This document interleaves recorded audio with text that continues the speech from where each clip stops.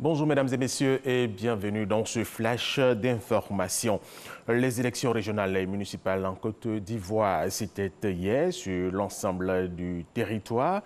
Ouvert à 8 heures dans la plupart des localités du pays, les bureaux de vote ont refermé à 18 heures. Le dépouillement a débuté hier soir et les résultats officiels seront donnés par la commission électorale indépendante. En attendant donc les résultats définitifs, faisons le point de la première nuit électorale avec Alexis Ouedraogo. Les bureaux de vote ont refermé leurs portes samedi à 18 h sur toute l'étendue du territoire. Dans les quartiers généraux des partis politiques, jusque tard dans la nuit, l'heure était à la réception des résultats des différents candidats. Pour l'heure, la commission électorale indépendante, seul organe en Côte d'Ivoire habilité à livrer les résultats officiels, n'a pas encore fait de déclaration. Les premières tendances devraient toutefois être livrées dans le courant de la journée par l'institution. Plusieurs candidats, eux, au regard des chiffres de leurs représentants dans les bureaux de vote, ont reconnu leur défaite et souhaité bonne chance à ceux en pole position, à l'exemple du maire de Fresco, Alain Lobognon, qui a souhaité bon vent à son successeur, de Diarasouba Siaka à Vavois, qui de bonne heure ce dimanche a passé un coup de téléphone à Bonaventure Kalou. Rappelons que les élections ne doivent en aucun cas être l'occasion d'inutiles tensions. Ce sont des élections pour renforcer le développement des localités.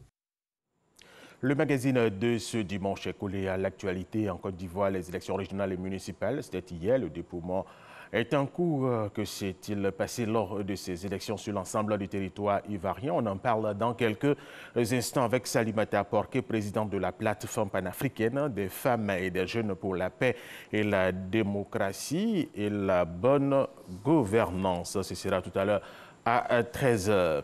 Le vice-président ivoirien Daniel Cablon-Duncan était au sommet de l'Organisation internationale de la francophonie en Arménie, sommet qui a vu la désignation de la Rwandaise Louise Mushikiwabo au poste de secrétaire général de l'Organisation internationale en remplacement de la Canadienne Michaëlle Jean.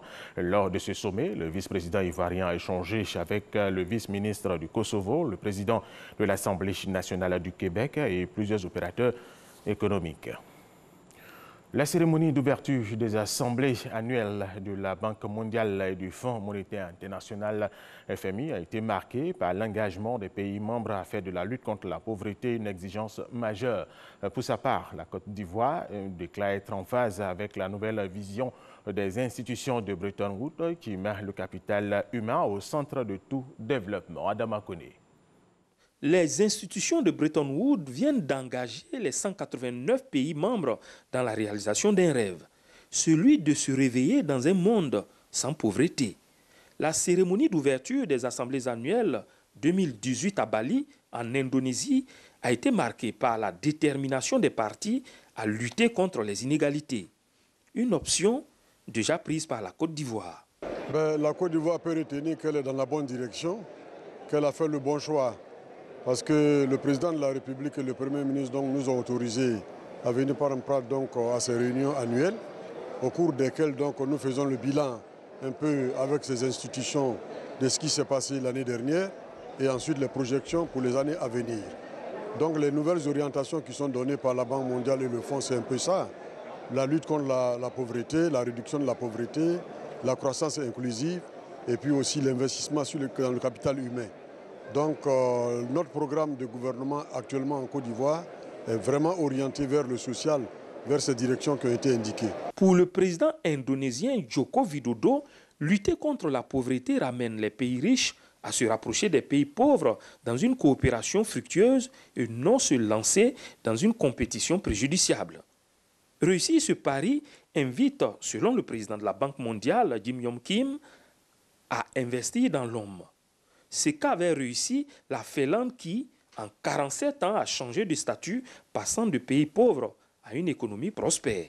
Pour la directrice générale du Fonds monétaire international, Christine Lagarde, le capital humain est la base du nouveau multilatéralisme qui s'appuie sur un commerce juste, une coopération active entre pays pauvres et riches et un comportement responsable vis-à-vis de l'endettement.